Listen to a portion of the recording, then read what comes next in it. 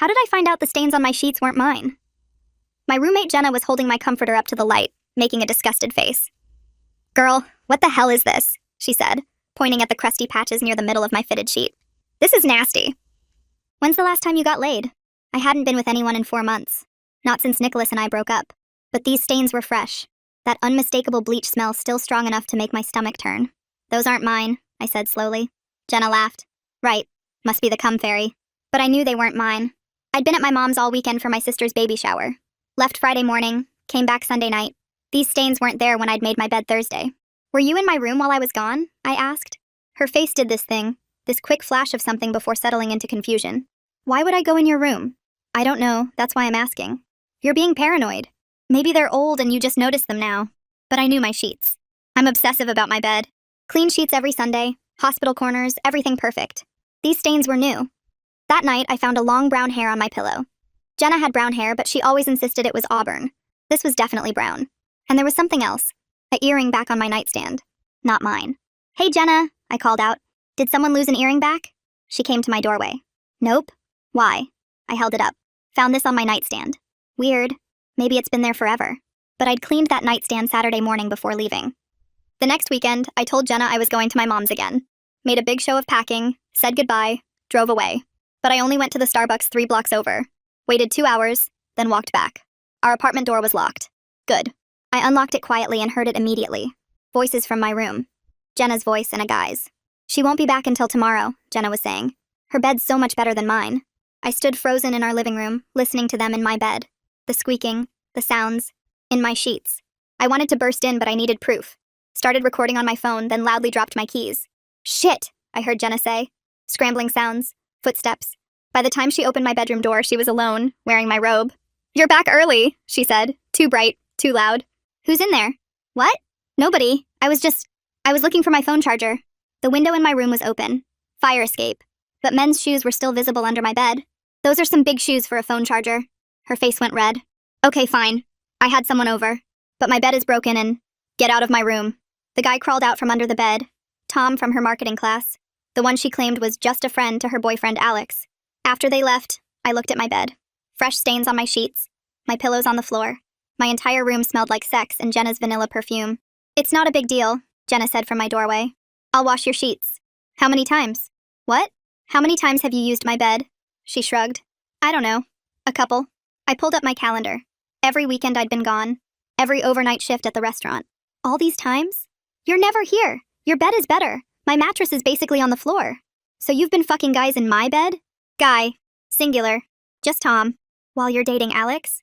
Her face changed. "That's none of your business." "It is when you're cheating on him in my bed." She stepped closer.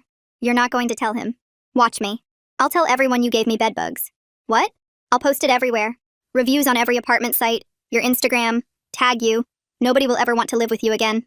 "That's insane. We don't have bed bugs." She pulled out her phone, showed me a draft post. Photos of fake bug bites on her arm. A receipt for an exterminator consultation.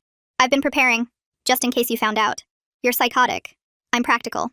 Keep your mouth shut and I'll stop using your room." But she didn't stop. I bought a hidden camera, put it in my stuffed bear on the dresser. Caught her the very next day I had a double shift. Her and Tom. In my bed. Again. When I confronted her with the footage, she laughed. "You recorded me without consent? That's illegal. I could sue you." She was right. In our state, recording without consent in a private space was a felony. "But you went in my room without..." "We're roommates. I was checking if you left the window open. Tom happened to be over. Things happened. Prove otherwise." I was trapped. She had Alex convinced she was at study groups. She had our mutual friends believing I was the crazy paranoid roommate. She even told our landlord I was harassing her. Last week I found out she'd made copies of my key and was giving them to multiple guys. I stood there holding my phone with shaking hands after seeing the text from Tom's friend, asking if I had a spare key since his wasn't working. Multiple strangers now had keys to my bedroom. The violation felt so complete that I actually laughed. It came out weird and broken, a sound that scared me more than crying would have. I grabbed my laptop right there in the hallway and started searching for emergency locksmith services. 24-hour service, immediate installation, 5-star reviews. Then I remembered my lease. Any lock changes needed landlord approval in writing. Minimum 48 hours notice. Jenna would report unauthorized modifications immediately. She'd done it before when I tried to install a door chain. I closed the laptop and wedged a chair under my doorknob instead. The couch felt safer than my violated bed anyway. Every footstep in the hallway made me jump. Around 3 in the morning I heard it. Someone trying a key in our front door. The lock turned halfway, then stopped. Footsteps retreated down the hall when it didn't work. I didn't sleep after that. The next morning at work, my hands shook so bad I nearly dropped a full tray of breakfast orders. 8 plates, 4 coffees, all headed for the floor until Jasmine caught the edge. She steadied it with one hand while grabbing my elbow with the other. During our break, she pulled me into the storage room. "What's going on?" she asked. I tried to say I was fine but started crying instead. Everything spilled out. The bed, the stains, the keys, the blackmail about bedbugs. Jasmine listened without interrupting. When I finished, she pulled out her phone. "My cousin went through something like this with her roommate," she said. "There's a tenant rights clinic downtown that helped her." She found the number and made me save it. After my shift, I sat in my car and called the housing clinic. The receptionist transferred me to Leilani Waters.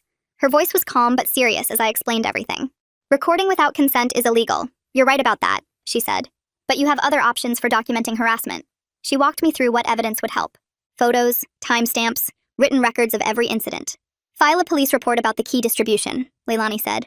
"They probably can't prosecute without more proof, but it creates an official paper trail." She gave me the address of the closest precinct. At the police station, the officer behind the desk looked tired but listened carefully. He typed everything into his computer. The unauthorized keys, the bedroom violations, the bedbug threats. "Without proof of who has these keys, there's not much we can do right now," he said. "But this goes in the system." He printed out a case number for me. The drive home took forever. My bedroom door was slightly open when I got there. I knew I'd closed it. I'd checked 3 times before leaving. My bed was messed up, sheets pulled back, pillows on the floor. A used condom wrapper sat in my trash can. The smell made me gag. This time I didn't touch anything. I took photos from every angle, making sure the timestamps showed clearly. The wrapper, the rumpled sheets, the moved furniture. I emailed everything to myself with detailed descriptions. Then I forwarded it all to Leilani with the police case number. She responded within minutes saying this was exactly what we needed to start building our case.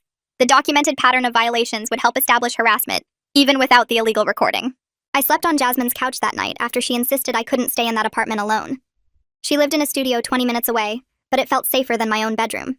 The next morning, she drove me back to get work clothes. Jenna was in the kitchen making coffee like nothing had happened. "Sleep well?" she asked with this little smile. I didn't answer, just grabbed my uniform and left. At work, I kept checking my phone for updates from Leilani. She was researching similar cases and said we might have grounds for a restraining order if we could prove ongoing harassment. The key distribution alone might be enough since it created a safety issue. During my lunch break, I started a spreadsheet documenting every incident I could remember. Dates, times, what I found, who might have been involved. The pattern was clear when I looked at it all together. Every time I worked a double shift or visited my mom, something happened. Jasmine helped me remember details I'd forgotten, like the time I found men's deodorant in my bathroom that wasn't mine, or when my jewelry box had been moved even though nothing was missing. Small things that seemed paranoid alone but painted a picture together. Leilani called that afternoon with news. Another tenant in my building had complained about Jenna 2 years ago. The details were sealed, but it established a pattern of behavior. We could request those records for our case. She also suggested installing a door sensor that would alert my phone when my bedroom door opened. Completely legal since it only monitored my private space, not common areas. I ordered one that night for overnight delivery. The package arrived before work the next morning, and I was setting it up when someone knocked on my apartment door. Ryan from building maintenance stood there with his toolbox, holding a work order on his clipboard. "Got a request to check your heating unit," he said, looking confused. I hadn't called about any heating problems, but I let him in anyway, watching him walk through the living room toward the radiator. "Actually, while you're here," I said, trying to sound casual, "my bedroom door lock feels kind of loose." He followed me to my room and bent down to examine the doorknob, running his fingers along the metal plate. His face changed as he tested the mechanism, twisting it back and forth. "Someone's definitely been messing with this," he said quietly. "See these scratch marks? That's from someone trying to copy the lock pattern." He stood up and looked around to make sure Jenna wasn't nearby. "I can't officially say anything, but if this lock happened to break while I was checking it, we'd have to do an emergency replacement today." I nodded quickly and watched him pull out his screwdriver, working on the lock mechanism until something inside made a sharp cracking sound. Within minutes, he was on his phone with the main office, explaining how the lock had failed during routine maintenance and needed immediate replacement for safety reasons. The landlord approved it right away since a broken bedroom lock was a security issue. While Ryan filled out the emergency work order, my phone buzzed with a text from Alex asking if we could meet for coffee. My stomach dropped because I figured Jenna had already started spinning stories about me to him. I told Ryan I'd be back in an hour and drove to the coffee shop 3 blocks away, finding Alex already sitting at a corner table. He looked exhausted, dark circles under his eyes, his coffee untouched in front of him. "Is Jenna cheating on me?" he asked before I even sat down. "Yes." "Tom said something weird at a party last night when he was drunk." I sat there for a second, choosing my words carefully. "I can't share certain things for legal reasons, but your suspicions are valid." His face went pale when I mentioned the key situation, explaining how multiple guys had copies of my bedroom key. "I've been paying half her rent," he said slowly, "while she's been giving other guys access to your room." The disgust in his voice matched exactly how I'd been feeling for weeks. We talked for another 10 minutes before I had to get back for the locksmith, and Alex promised to help however he could with evidence or testimony. Back at the apartment, the locksmith was already working on my door while Ryan supervised the installation. I made sure to get all 3 copies of the new keys directly from the locksmith's hands, not letting them sit on any counter where Jenna might grab one. I tucked 1 key into my work locker that afternoon, gave another to Jasmine when she stopped by after her shift, and kept the 3rd on my keychain. The new lock was solid, much better than the old one, with a deadbolt that actually worked properly. Around 7 that evening, I heard Jenna's key scraping against my door, then her cursing when it wouldn't turn. She banged on the door hard enough to shake the frame. "Why the fuck did you change the lock?" she yelled. "Open this door right now!" I stayed calm, speaking through the door without opening it. "Maintenance had to replace a broken lock for safety reasons. I have the work order if you need to see it." She stomped away and I heard her in her room, voice raised as she made phone call after phone call, probably trying to figure out her next move. The next morning, my phone started blowing up with texts from people I hadn't talked to in weeks. "Are you okay?" one mutual friend asked. "Jenna says you're having some kind of breakdown." Another message said Jenna was concerned about my mental stability and wondering if I needed help. She'd started a whole campaign overnight, telling everyone I was paranoid and unstable, that she was worried about living with someone so unpredictable. I screenshot every message, adding them to the folder of evidence Leilani had told me to keep. The pattern was so clear now, how she turned everything around to make herself the victim while systematically destroying my reputation. 3 more people texted that day, all buying into her narrative about my supposed mental health crisis. One even suggested I should talk to someone professional about my paranoia issues with Jenna. I wanted to scream the truth at all of them, tell them about the bed, the keys, the threats, but Leilani had warned me to stay quiet and let the legal process handle it. Instead, I just responded that I was fine and appreciated their concern, keeping my replies short and neutral. Jasmine was the only one who saw through Jenna's lies, texting me that she'd overheard Jenna at a campus coffee shop spinning elaborate stories about my erratic behavior to anyone who would listen. The door sensor I'd installed started sending alerts to my phone, showing my door hadn't been open since I'd left for work, which at least meant Jenna couldn't get in anymore. That afternoon at work, Jasmine pulled me aside during our break and looked at me with real worry in her eyes. She said I should stay at her place for a few nights each week just to be safe from whatever Jenna might try next. Her apartment was tiny, just a studio really, but she had good locks and a doorman who actually paid attention to who came and went. I almost cried at the offer because having someone who believed me felt so good after weeks of people thinking I was crazy.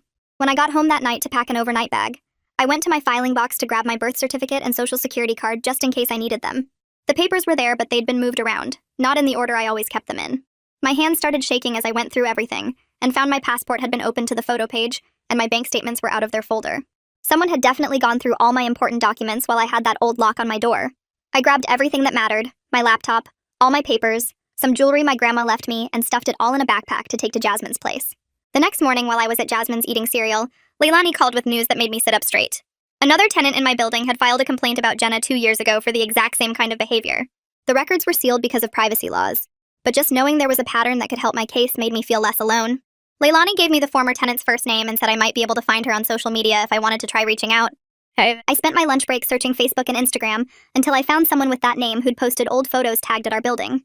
Her profile was mostly private, but I sent her a message explaining who I was and asking if she'd be willing to talk about her experience with Jenna. She responded within an hour, saying she'd been waiting for someone else to reach out because she knew Jenna would do it again. We set up a phone call for that evening, and when we talked, her story made my stomach turn. Jenna had done the exact same thing to her, using her bed when she was gone, giving out copies of her key, then using blackmail and threats when she got caught. This girl had tried to fight back, but Jenna turned all their mutual friends against her and made her life so bad she finally just broke her lease and moved out. She said losing the deposit and paying the penalty was worth it just to get away from Jenna's games.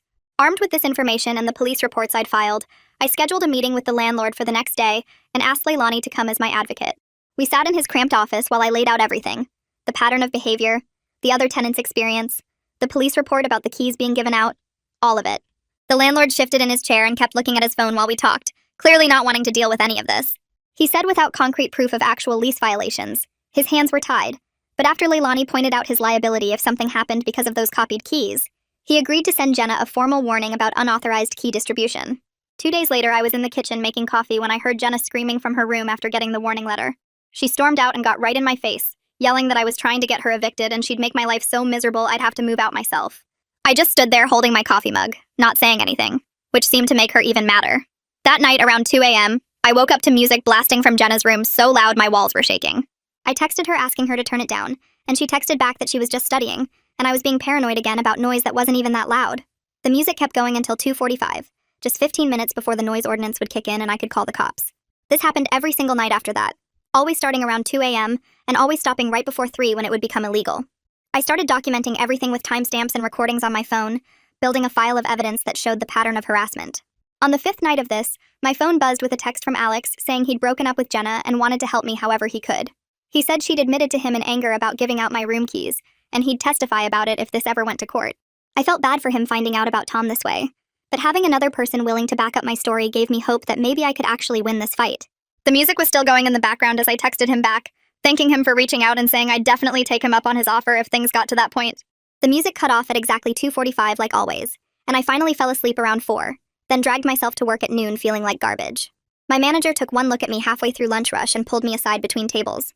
"You look terrible," she said. "What's going on?" I gave her the short version about my roommate making noise every night to mess with me, and she shook her head. "Take the doubles off your schedule for now. Regular shifts only until you sort this out." The relief hit me so hard I almost cried right there in the restaurant. Getting actual sleep made such a difference that by the next week I could think straight again and started making real plans instead of just reacting to whatever Jenna threw at me. Jasmine noticed the change immediately and said her friend who worked security could help me track if anyone was going in my room. He came over that evening with this tiny sensor that stuck to my doorframe and connected to an app on my phone. "Completely legal since it's your private space," he said while setting it up. "You'll get a notification every time that door opens." The thing was, so small you couldn't even see it unless you knew where to look. Perfect. I tested it a few times to make sure it worked, then headed to my shift feeling like I finally had some control back. The next day at work, my phone buzzed 3 different times with door alerts. First one at 10:15 a.m. when Jenna should have been in her marketing class. Second at 1:30 p.m. during her supposed study group. Third at 3:45 p.m. when she had that internship she was always bragging about. I screenshot everything including her class schedule that she'd posted on Instagram last month showing exactly where she claimed to be during those times. When I got home that night, I forwarded all the screenshots and timestamps to Leilani, who added them to the file she was building. "This is good," she wrote back. "Shows pattern of unauthorized entry plus lying about whereabouts. Building strong case for lease violation or letting you break lease without penalty." I was reading her email when someone knocked on the door. Ryan from maintenance stood there with his tool bag. "Smoke detector check," he said loud enough for Jenna to hear from her room, then dropped his voice. "Need to tell you something." He went through the motions of checking the detector in the hallway while telling me Jenna had approached him yesterday offering him $50 for a copy of my new room key. Told her no way and reported it to management immediately. They weren't happy. And my stomach did this weird flip knowing she was that desperate to get back in my room. Ryan finished his fake inspection and left. But 2 days later, the landlord showed up with an official lease violation notice for Jenna. She must have been in her room because I heard her shriek when he knocked on her door. The paper he gave her said she had 30 days to correct her behavior or face eviction for attempting to bribe building staff for unauthorized key access. The screaming from her room went on for an hour after he left. 3 days after that, I was home alone doing laundry when someone knocked. A guy in a city health department jacket stood there with a clipboard. "We got a complaint about bed bugs in this unit. Need to do an inspection." I let him in even though I knew exactly who called. He spent 20 minutes checking both bedrooms, the couch, all the furniture, even pulled my mattress up to look underneath. Found absolutely nothing because of course there were no bugs. "Waste of my time," he muttered while filling out his report. "False complaints like this really tick me off when we have actual infestations to deal with." He gave me a copy of the report that said inspection found no evidence of bed bugs and noted the complaint appeared to be unfounded. I immediately scanned it and sent it to Leilani, who called me within 5 minutes. "This is perfect. She filed a false report to a government agency. That's harassment and strengthens our position significantly. Save the original document." I was putting the report in my folder when my phone rang. My manager sounded pissed. "Some guy just showed up here asking for you. When I said you weren't working today, he started yelling about how you need to stop causing problems for his girlfriend. Had to kick him out. Tom, of course. He's banned from the restaurant now." "You okay?" I told her I was fine, but she insisted on walking me to my car after every shift for the next week, just in case. 2 nights later, Tom showed up again during dinner rush. I was carrying a tray of food when I saw him come through the door. My manager spotted him at the same time and immediately stepped in front of him. "You need to leave, now." Tom tried to push past her toward me. "I just need to talk to her for 1 minute." But my manager already had her phone out calling the cops while the kitchen guys came out front. Tom saw them and left, but he sat in his car in the parking lot until my shift ended. My manager and 2 of the cooks walked me to my car, made sure I got in safe, and waited until Tom drove off before letting me leave. The next morning, I went straight to the police station to file another report. The officer who took my statement pulled up my previous reports about the keys and nodded. "Multiple incidents now. With this documentation, we could potentially pursue harassment charges. You might want to consider a restraining order too." I sat in that police station for 2 hours giving my statement and filling out paperwork, thinking about how insane my life had become because my roommate couldn't keep out of my bed. That same night, Jenna was waiting for me in the living room when I got home and her eyes were red like she'd been crying. She stood up from the couch and started talking about how stressed she'd been with finals coming up and how sorry she was for everything. I pulled out my phone and started recording while she went on about how she never meant for things to get this bad and she just needed somewhere nice to study with Tom. She kept talking and talking while I just stood there recording every word she said, not giving her any reaction at all. The next morning, my phone buzzed with a text from Alex saying he had something important to show me. He forwarded me a whole chain of messages between him and Jenna, where she straight up admitted she'd been using my bed and giving out copies of my key. In the texts, she kept saying she had no choice because her mattress was too uncomfortable and mine was so much better. I immediately forwarded everything to Leilani, who called me within 10 minutes saying this was exactly what we needed. She told me to come to her office that afternoon so we could file for an emergency restraining order that would keep Jenna out of my personal space completely. The paperwork took 3 hours to fill out, but Leilani said with all the evidence we had, including the police reports and now Jenna's own admission in writing, we had a really strong case. The court date got scheduled for the following week, and I felt like I could finally see a way out of this nightmare. 3 days before we were supposed to go to court, I came home from work to find Jenna packing boxes in the living room. She announced she'd found someone to take over her part of the lease and would be completely moved out by the weekend. I watched her throw her stuff into boxes while part of me felt relief, but another part stayed suspicious about the timing. She made a big show of leaving her key on the kitchen counter, but I knew there were still copies floating around somewhere. I called the landlord right away to ask about switching to a different unit in the building since I couldn't trust that all the key copies were accounted for. The landlord must have finally realized how serious this whole situation was, because he offered me a much nicer unit on the 7th floor for the exact same rent I was paying. He said Ryan would personally change all the locks before I moved in and would make sure I was the only one with keys. Moving day came 2 days later, and Jasmine showed up at 7 in the morning with coffee and boxes. Alex arrived an hour later with his truck, and even my manager came by on her day off to help. We had everything packed and moved up to the new apartment in less than 4 hours. Ryan was there installing a brand new deadbolt while we carried boxes, and he handed me all 3 keys directly, making sure I saw that no copies had been made. The new place had better light, thicker walls, and a view of the park instead of the dumpsters. I set up my bedroom exactly how I wanted it with my bed in the corner where I could see the door and both windows. About a week after I'd settled in, Alex texted me some wild news. Jenna's new roommate had already kicked her out after catching her in her bedroom going through her closet. The girl had posted about it in a local housing group warning people not to live with Jenna, and apparently several other people commented with similar stories. The pattern was continuing, but at least it wasn't my problem to deal with anymore. That former tenant I'd talked to earlier reached out again and said she was starting a private Facebook group for people who dealt with roommates like Jenna.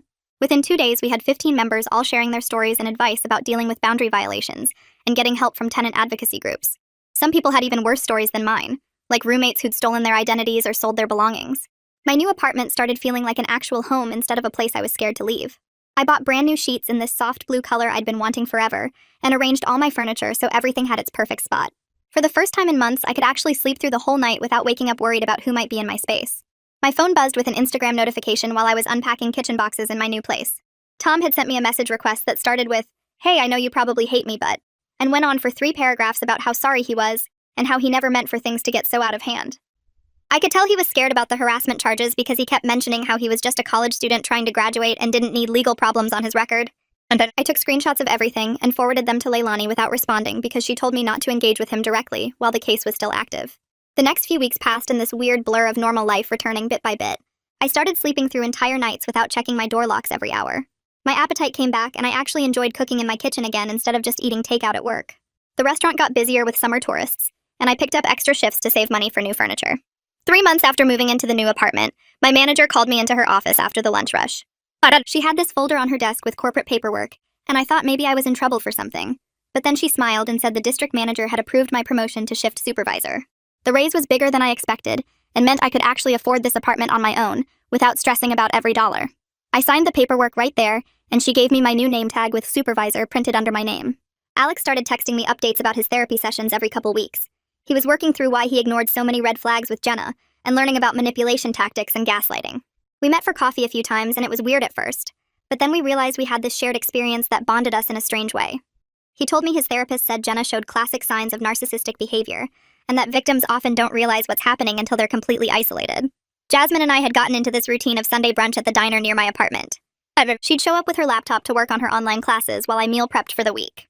One Sunday, she looked up from her screen and said Jenna should pay her a finder's fee for introducing us because she'd never had a better friend. We both laughed, but it was true because we'd become really close through everything. She had a key to my place now and would water my plants when I worked doubles. Ryan stopped by my apartment one afternoon to check the smoke detectors and mentioned the building had implemented new security policies. They now required written documentation for any key copies, and tenants had to sign forms acknowledging that unauthorized duplication would result in immediate lease termination. He handed me a copy of the new policy with a note that said my case had prompted these changes. The management company didn't want another situation like mine happening to other tenants. I was walking to the grocery store when I literally ran into one of the friends who had taken Jenna's side during everything. She looked uncomfortable and started apologizing immediately, saying she had no idea how bad things really were and that she felt terrible for not believing me. She said Jenna had been so convincing with her lies and manipulation that everyone thought I was the problem. I told her I understood and accepted her apology, but kept walking because I didn't need those people in my life anymore. My sister came to visit about 6 months after I'd moved, and she kept commenting on how different I seemed. We were sitting on my couch watching a movie when she paused it and said I looked healthier and more relaxed than she'd seen me in over a year. That's when I realized I wasn't constantly checking locks anymore or jumping when I heard footsteps in the hallway. My shoulders weren't tense all the time, and I could actually enjoy being in my own space without fear. She stayed for 3 days, and we cooked together and went shopping, and it felt like having a normal life again. My apartment had become this safe space where everything was exactly how I wanted it. I'd bought new sheets in this soft gray color and arranged my furniture so I could see both the door and windows from my bed, but it didn't feel paranoid anymore, just comfortable. Work was going great with my new position, and I was training new servers and handling inventory orders. The extra money meant I could save for the first time in years, and I opened a separate savings account for emergencies. I'd learned to set boundaries with people and wasn't afraid to speak up when something felt wrong. Sometimes I'd think about how that whole nightmare with Jenna had taught me exactly what I wouldn't accept in my life anymore, and that knowledge felt like power. Thanks for sharing this journey with me today. I appreciate you letting me think through everything together. Take care of yourself. If you made it to the end, drop a comment. I love reading all your comments.